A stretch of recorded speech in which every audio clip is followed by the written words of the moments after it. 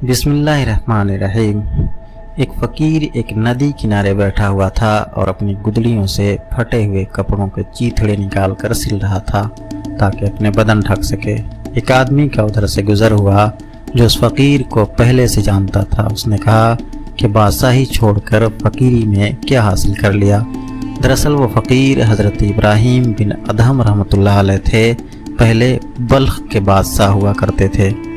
ये सुनते ही अपनी सुई उन्होंने दरिया के गहरे पानी में डाल दिया और मछलियों से कहा कि ऐ मछलियों, मुझे सुई चाहिए।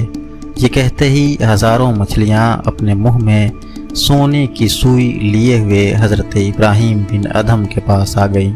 उन्होंने कहा कि मुझे ये सुई नहीं, वही सुई चाहिए जो मेरी है। फिर एक मछली अपने मुंह में उनकी सुई भी लेकर आई। ये देखकर वो आदमी हैरान रह गया। हज़रत इब्राहीम बिन अदहम रहमतुल्लाह अलैह ने कहा कि देखो, पहले मेरी हुकूमत सिर्फ इंसानों पर थी और अब मेरी हुकूमत जानवरों पर भी है। तो बताओ, हुकूमत वो अच्छी थी या ये है? हज़रत इब्राहीम बिन अदहम एक बार समंदरी जहाज़ में बैठकर सफ़र कर रहे थे। एक कंबल अपने जिस्म पर लपेटे हुए थे।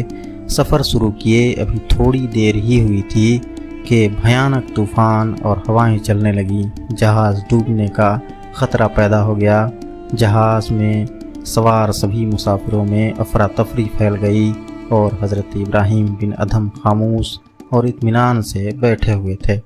लोग आपके पास भागते हुए आए और कहने लगे कि ये कैसी अजीब बात है कि हम डूबने वाले हैं, जहाज़ तूफ़ान में गर्क होने वाली है और आप इत्मीनान से सो रहे हैं।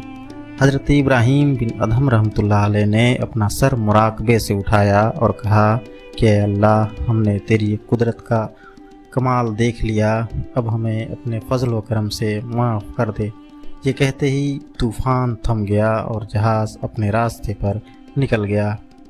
हज़रत इब्राहीम बिन अदहम रहमतुल्लाह अलैह बल्ख के बादशाह थे। एक बार अपने महल में सोए हुए थे कि आधी रात को छत पे किसी के चलने की आहट मिली। उन्होंने आवाज़ लगाई और पूछा कि कौन है जो इतनी रात को छत पे चल रहा है। जवाब मिला कि मैं अपना ऊँट तलाश कर रहा हूँ। हज़रत इब्राहीम बिन अदहम ने कहा कि क्या ऊँट कभी छत पे मिलते हैं? जवाब मिला कि अगर ऊँट छत पे नहीं मिलते हैं तो खुदा भी कभी शाही महल में नहीं मिलता है।